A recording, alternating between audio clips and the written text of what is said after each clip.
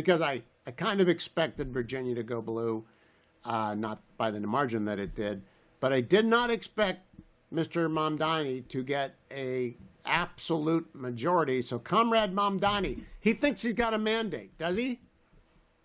I think the mandate fallacy is sort of a disease that infects a lot of politicians, but Mamdani seems to have a particularly bad case. He got 50.4% of the vote, and he said that would enable him to enact or, execute his his mandate. And in fact, the opposite is true.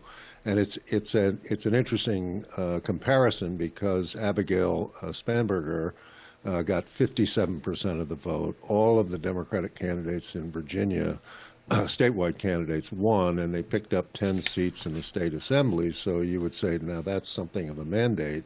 And her response to that was, we're going to be very cautious. So you have one person who barely got a majority saying, I have a mandate to do whatever I want. You have another person who actually got a mandate and said, I'm going to proceed with caution. It's a perfect comparison. Now, John Ellis, you and I have been watching this for a long time. I've never seen anyone as radical as Comrade Mamdani get executive authority, and there are 300,000 people who work for them. I'm hoping the RNC has a 24/7, 365 watch on his initiatives, especially the government-run grocery stores. How badly do you think this could go? I think that the major concern is the police force. If you have a mayor who has endorsed the idea of defunding the police force may take exception to that.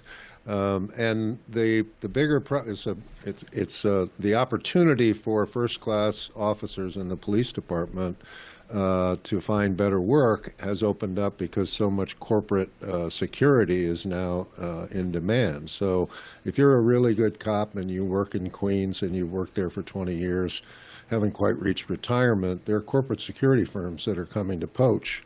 And if you have a mayor who is in favor of defunding the police, you probably take that job, which is also probably better paying than the job you have. That's the big concern, is public safety and the loss of. We've already seen 500 resignations in the police department, and wow. I'm hoping that, I mean, not today, but over the last 6 months, I'm hoping that the police commissioner, Jessica Tisch, who's a world-class police commissioner, can hold her best officers, to the force. But if we lose those people, then we have a very serious issue. And for those of us who are in and out of New York all the time, it's sort of terrifying.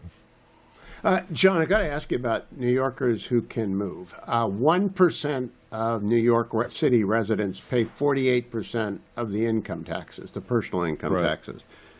Do you think they're going to stick around if the city starts to slow down, if not deteriorate rapidly?